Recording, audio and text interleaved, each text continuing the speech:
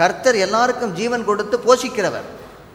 போஷிக்கிறது மட்டும் இல்லை, ஜீவனே கொடுத்தவர், நாசியிலே சுவாசத்தை ஊட்டியவர். அவர் உங்களிடத்தில் ஏதாவது தேவை என்று சொல்லவில்லை. எதையாவது ஆண்டவரை கொடுத்து நம்ம கப்பம் கட்ட முடியுமா? கப்பம் கட்டுறதில்ல, லஞ்சம் கொடுக்க முடியுமான்னு கேட்குறேன். திருப்திப்படுத்த முடியுமா அவரை? கிரேக்கர்களாக பிறப்பது ஒரு பெரிய பாக்கியம், அதிலும் ஞானம் உள்ளவர்களாக பிறப்பது இன்னும் பெரிய பாக்கியம். அது ஸ்பெஷல் கிளாஸுங்கிறாங்க. நாங்கள்லாம் தலையிலேருந்து பிறந்தவர்கள், நீங்கள்லாம் காலுக்கு கீழே தூசிகள் காலிலேருந்து பிறந்தவர்கள். என்ன அடிக்கிறார்? ஒரே ஐடியா. என்ன சொல்கிறாரு? சகலத்தையும் எப்படி படைத்தாரா? ஒரே இரத்தத்தினால. என்ன ஒரே இரத்தம்னா ஏன் சொல்கிறார்? ஒரே இரத்தத்தினாலே தோன்ற பண்ணி. கடவுள் அக்கறை இல்லாதவரும் அல்ல, அதே சமயத்தில் உங்கள் பைக்குள்ளே இருக்கக்கூடிய ஒரு மந்திர வித்தையும் அல்ல.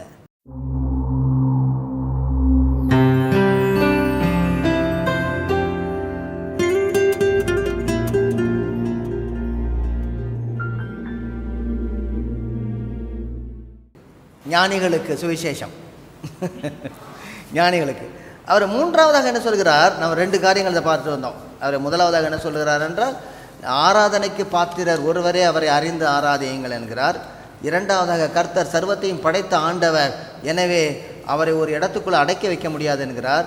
மூன்றாவதாக, கர்த்தர் ஜீவன் கொடுத்து போஷிக்கிறவர், ஆகவே அவருக்கு தேவையானது ஒன்றுமல்ல. அவரே கொடுக்கிறவர், அவன்கிட்ட போய் நீ என்ன கொடுக்குற? கர்த்தர் எல்லாருக்கும் ஜீவன் கொடுத்து போஷிக்கிறவர். போஷிக்கிறது மட்டும் இல்லை, ஜீவனே கொடுத்தவர், நாசியிலே சுவாசத்தை ஊட்டியவர். அவர் உங்களிடத்தில் ஏதாவது தேவை என்று சொல்லவில்லை. வசனம் 25 வாசிப்போமா? எல்லாருக்கும் ஜீவனையும் சுவாசத்தையும் சகலத்தையும் கொடுக்கிற அவர் தமக்கு யாதொன்று தேவையானது போல மனுஷர் கைகளால் பணிவிடை கொள்ளுகிறதும் இல்லை. ரெண்டாவது இல்லை என்கிறாரு. முதல்ல வாசம் பண்ணுவது இல்லை என்கிறாரு, இங்கே பணிவிடை கொள்வது இல்லை என்கிறாரு. அதாவது முதல்ல நீங்கள்லாம் நல்ல ஆளுங்க அப்படின்னு ஆரம்பிச்சுட்டு திரும்ப இறங்கிட்டார், ரொம்ப காரசாரமாக இருக்கிட்டார். எல்லாருக்கும் ஜீவனையும் சுவாசத்தையும் சகலத்தையும் ஏதாவது விட்டு வச்சிருக்கிறாருன்னு கேட்குறேன். முதல்ல ஜீவனை சொன்னார், அடுத்ததாக சொன்னார் சுவாசத்தை சொன்னார், அதுக்கடுத்ததாக ஏதாவது விட்டு போட்டிருந்தால் இத்தியாதிகள் எல்லாம் சகலத்தையும் கொடுக்கிறவர். நமக்கு மனிதர்களுக்கு மட்டுமல்ல, அவர் இந்த உலகத்தில் உள்ள எல்லா ஜீவராசிகளுக்கும் ஜீவன் கொடுக்கிறவர்.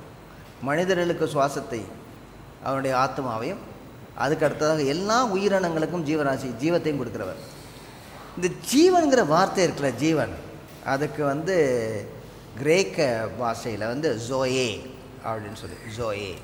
ஓகே, அதுக்கு வச்சு என்ன செய்வாங்க? ஜிஎஸ் என்ற ஒரு கடவுள் அவங்களுக்கு. அந்த ஜிஎஸ் கடவுள் தான், ஜீசஸ் கிடையாது, ஜிஎஸ் கடவுள் தான் லைஃப் கிவர், அதுதான் உயிர் கொடுக்குற ஆண்டவர் அவங்களுக்கு. இவர் என்ன சொல்கிறாரு? அப்பா ஜிஎஸ் இல்லைப்பா, ஜீசஸ்ப்பா அப்படிங்கிறார். அது ஜிஎஸ்ன்னு தெரியாமல் நீ சொல்லிகிட்டு இருக்காது, ஸ்பெல்லிங் மிஸ்டேக்காக பேசிகிட்டு இருக்க, அது தப்பு. என்ன சொல்கிறாரு? இயேசு அவர் தான் உங்களுக்கு ஜீவன் கொடுக்கிறவர். இது ஏன் இவ்வளவு முக்கியமாக அவர் சொல்லணும்? ஜீவன் கொடுக்கிறவர் அவரே அப்படிங்கிறார். ஏன் சொல்லணும்? அது எதற்காக சொல்ல வேண்டும்? ஜீவனுக்கு. அதுக்காக இவங்க எல்லா தேவதைகளையும் தேவர்களையும் உண்டு பண்ணி இவங்க அதுக்கு பணிவிடை செஞ்சுருக்காங்க டெய்லியும். ஆமாம், எல்லாத்துக்கும் பணிவிடை செய்கிறார்கள், தினமும் செஞ்சுருக்கிறாங்க. ஆமாம், அது உண்மையாக மனசாட்சி நம்ம கேட்டாலே அது தப்புன்னு சொல்லுது. புரியலை எப்படி? இல்லை, அதாவது தெய்வத்தை உண்டு பண்ண முடியாதுன்னு போன இதில் பார்க்குறோம். தெய்வத்தை யாரும் இந்த பின்னாடி வரும். அதாவது ஒரு இடம் கிடையாது, தெய்வத்தை உண்டு பண்ண முடியாதுன்னு அதுக்கு அடுத்ததாக வரும். ஆமாம், அதுதான் அவர் சொல்ல வர்றாரு. என்ன சொல்கிறாரு? மைக்க பக்கத்தில் கொள்ளுகிறதும் இல்லை. அவர் நம்ம கையில் பணிவிடை கொள்கிறதும் இல்லை அப்படிங்கிறாரு. நீ கர்த்தரை ஆராதிக்க வேண்டும் என்று, அதாவது கொடுக்க வேண்டும் என்று சொல்லி வரவில்லை, ஏதாவது கொடுக்கணும் இல்லை. அவர் ஒன்னே தான் கேட்குறாரு, you should dedicate your self, உன்னுடைய இருதயத்தை தான் சொல்லி தான் கேட்குறாரு. இல்லை, நான் இங்கே என்ன கேட்குறேன், ஜீவன் கொடுக்குறவருங்கிறது ஏன் ரொம்ப வலுக்கட்டாயமாக இங்கே சொல்கிறாருன்னு கேட்குறேன். தெய்வங்கள் எல்லாம் ஜீவனை வாங்குவதா, அது பலி கேட்குது. ஓ, அவர் ஜீவனை கொடுத்தவர், சுவாசத்தை கொடுத்தவர். ஏன்னா அந்த நீங்கள் யோவான் எழுதின சுவிசேஷத்தில் அதிகமாக அந்த ஜீவன்கிற வார்த்தையை அவர் உபயோகிப்பார். பரிபூரண ஜீவன், ஏன்னா உங்களுக்கு ஜீவன் உண்டாயிருக்கவும், ஏன்னா எனக்குள்ளே ஜீவன் இருக்கிறது. அப்போ யோவான் எழுதின சுவிசேஷத்தை என்ன சொல்லுவாங்க? நிறையா ஃபிலாசபர்ஸ் படிப்பாங்க அப்படின்வாங்க. ஒரு ஹை லெவல் ஃபிலாசபி இருந்தது.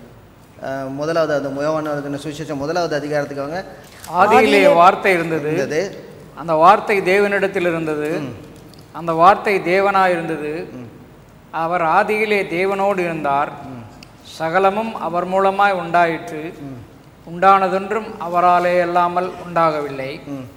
அவருக்குள் ஜீவன் இருந்தது, அந்த ஜீவன் மனுஷருக்கு ஒளியா இருந்தது. ரொம்ப தெளிவாக சொல்றாரு. அவருக்குள் அதாவது கடவுளை படைத்தவர் யாரும் இல்லை, அவருக்குள் ஜீவன் இருந்தது. நீங்களும் நானும் பெற்றிருப்பது அவருடைய ஜீவன்.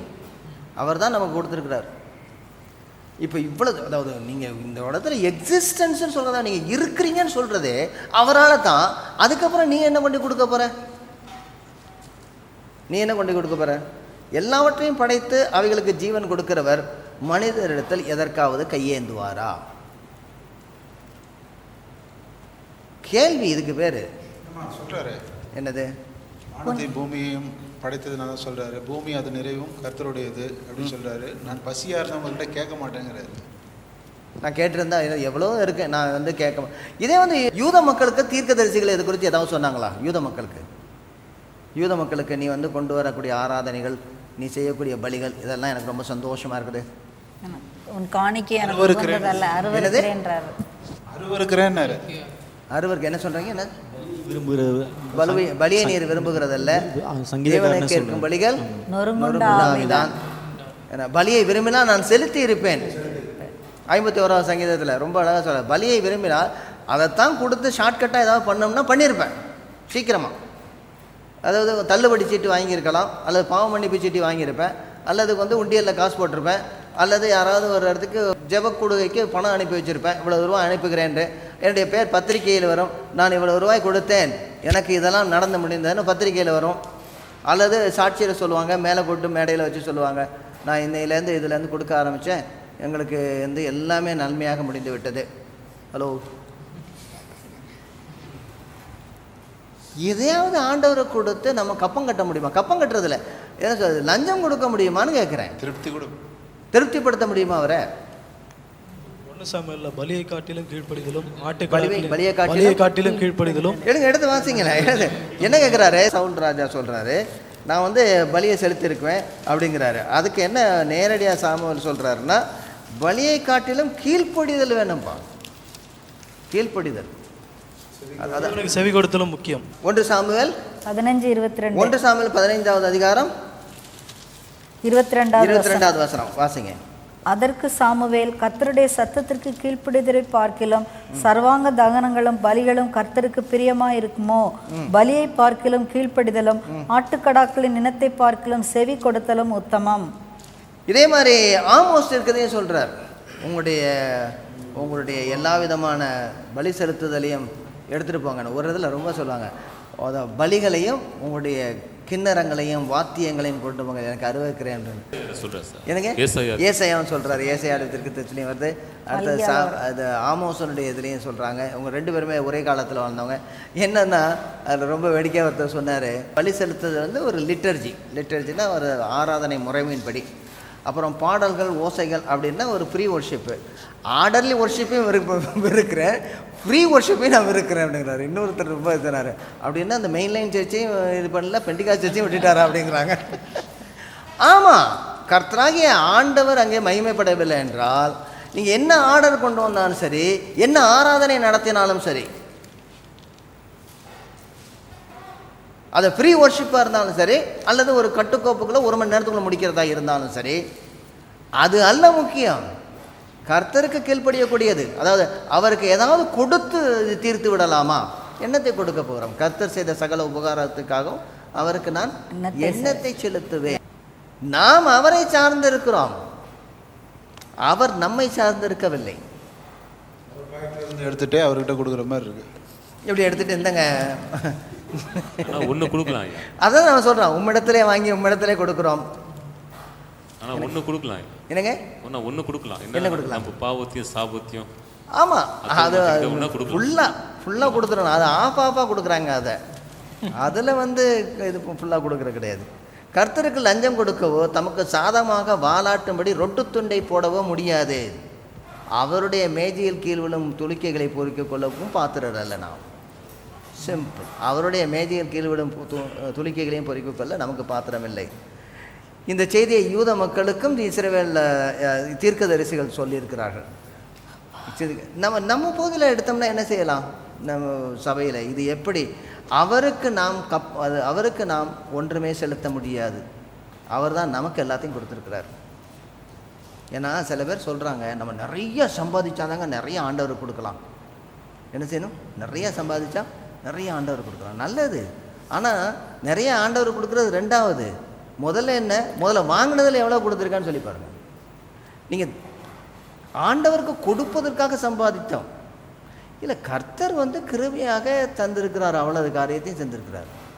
அவருடைய ஊழியத்திற்காகவும் அவருடைய நாமம் மகிமைப்படுவதற்காகவும் நாம் கொடுக்குறோம். அது கொடுப்பதனுடைய காரியம் என்னவென்றால் நம்முடைய பிரதிக்கிரியை தவிர அது முன்கிரியை கிடையாது. நம்ம கொடுப்பதனாலே திரும்ப இந்த தப்பான உபதேசம் எங்கே கிடந்தா வந்துருச்சதில்லை. இந்த 3 சீட்டு போடுறேன், 1 வச்சா 3, 1 வச்சா 3 அப்படின்னு, 1 வச்சா 10. நீ 1 ரூபா கொடுத்தா 10 ரூபா ஆண்டவர் திருப்பி கொடுப்பாரு. பல மடங்கு என்னங்க? பல மடங்கு, 100 மடங்கு. இப்போ 300 ரூபா கொடுப்பாருன்றாங்க. எங்க? அவர் நம்மை சார்ந்திருக்கவில்லை, அவர் நமக்கு போஷிக்கிறவர், நமக்கு கொடுக்கிறவர். நாம் அவரை போஷிக்கவில்லை. நீங்கள் கொடுத்துருந்தாருன்னா இன்னைக்கு இவ்வளோ பேங்க் வந்திருக்க வேண்டியதில்லைன்ற. நான்காவதாக அவர் கர்த்தர் சர்வத்தையும் ஆளுகிறவர், படைத்தவர் மட்டுமல்ல, அவர் ஆளுகிறவர். He is a ruler and God of human history. ஆண்டவருக்கு நீ ஒரு முடிவு பண்ணாத, இந்த நாளில் பிறந்தார், இந்த நாளில் வந்தாருன்னு. அதாவது நாம் ஆண்டவருக்கு தேதி குறிப்பது இல்லை, நமக்கு அவர் தேதி குறிச்சிருக்கிறார். So he cannot be missed. அவரை எங்கேயுமே நீங்கள் விட முடியாது. அவர் ஆதியிலிருந்து அந்த வரைக்கும் ஆதியிலிருந்து அந்தத்துக்கு அப்படின்னு சொன்னால், அந்த வரையும்னா ஏதோ ஒரு முடிவு, ஆதியிலிருந்து அந்தத்திற்கு எல்லாவற்றையும் வைத்திருக்கிறார். 26, 27, 28 முன்பகுதி வரைக்கும் வாசிப்போமா? மனுஷ ஜாதியான சகல ஜனங்களையும் அவர் ஒரே இரத்தத்தினாலே தோன்ற பண்ணி பூமியின் மீதெங்கும் குடியிருக்க செய்து முன் தீர்மானிக்கப்பட்ட காலங்களையும் அவர்கள் குடியிருப்பின் எல்லைகளையும் குறித்திருக்கிறார். கர்த்தராகிய தம்மை அவர்கள் தடவியாகிலும் கண்டுபிடிக்கத்தக்கதாக தம்மை தேடும்படிக்கு அப்படி செய்தார். அவர் நம்மில் ஒருவருக்கும் தூரமானவர் அல்லவே. ஏனெனில் அவருக்குள் நாம் பிழைக்கிறோம், அசைகிறோம், இருக்கிறோம். சரி, போதும், அது வரைக்கும் நான் வச்சோம். அதாவது he is beyond human history and world geography. God is beyond human history and world geography. என்ன சொல்கிறாருன்னா, அவனுடைய காலத்தை எங்கெங்கே இருக்கணும்னு அவர் வச்சுருக்காரு. நீ போய் ஆண்டவர் இங்கே இருக்கணும்னு சொல்லாத, அத்தேனே பட்டணத்தில் தான் இருக்கணும் அப்படின்னு. ஏன் இதை சொல்கிறார்? ரொம்ப அதிகமாக அத்தேனே பட்டணத்தார் என்ன நினச்சாங்கன்னா, இந்த உலகத்தில் இருக்கிறவரை காட்டிலும் நம்ம அத்தேனையில் இருக்கிறவர்கள் மிக பாக்கியவான்கள், நாம் பேர் பெற்றவர்கள், ஞானத்திலே பேர் பெற்றவர்கள், தெய்வத்தா பக்தியிலே பேர் பெற்றவர்கள். மற்ற இடத்துல இருக்கிறவங்க செகண்ட் கிளாஸ் சிட்டிசன். மற்ற இடத்துல இருக்கணும். நம்ம இந்த டவுனில் இருக்கிறவங்க சொல்லுவாங்க, எங்கேருந்து வரீங்க? எங்கேருந்து வர்றாங்க? சென்னை டவுனில் இருக்கிறாங்க, டவுனில் இருந்து வராங்க. ஓ, டவுனில் இருக்கிற தம்பியா அப்படின்பாங்க. ஆனால் ஊருக்கு கிராமத்துக்கு போனால் சின்ன பையன் என்ன சொன்னாரு, டே அவன் இங்கிலீஷ் ஃபுல்லாக பேசுகிறான்டா, அவன்கிட்ட பேசாதடா அப்படின்பாங்க.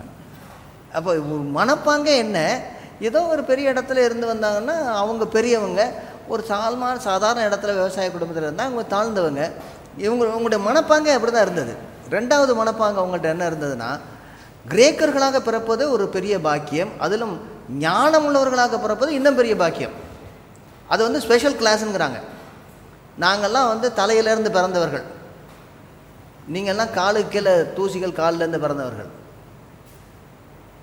என்ன அடிக்கிறார்? ஒரே ஐடியா. என்ன சொல்கிறாரு? சகலத்தையும் எப்படி படைத்தாரா? ஒரே இரத்தத்தினால. என்ன ஒரே இரத்தம்னா ஏன் சொல்கிறார்? ஒரே இரத்தத்தினாலே தோன்ற பண்ணி என்ன அர்த்தம்? அவருடைய அர்த்தம் என்ன?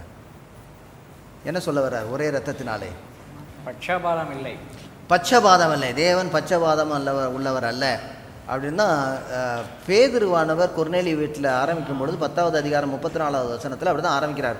பட்சபாதம் உள்ளவர் அல்ல, யூதர்களாகிய எங்களுக்கு எப்படியோ பிரஜாதிகளாகிய உங்களுக்கும் அப்படி அப்படிங்கிறாரு. சரி, ஒன்று. வேற என்ன சொல்கிறாரு? ஒருவருக்கும் தூரமானவர் அல்ல, எல்லாருக்கும் சமயமாக இருக்கிறார். அதாவது நாம் கூப்பிடும் பொழுது நமக்கு சமயமாக இருக்கிற ஆண்டவரை போல வேற யார் உண்டு அப்படிங்கிறாங்க. அவரை மிகவும் சமீபமாய் பெற்றிருக்கிறவர் பாக்கியவான்கிறாங்க. ஓகே, 1, 2. வேற என்ன? எல்லாருமே சமமாய் உள்ளவர்கள், யாரும் ஏற்றதாழ்வு கிடையாதுங்கிறார். அதுக்கு அடுத்தா வேற என்ன சொல்றாரு?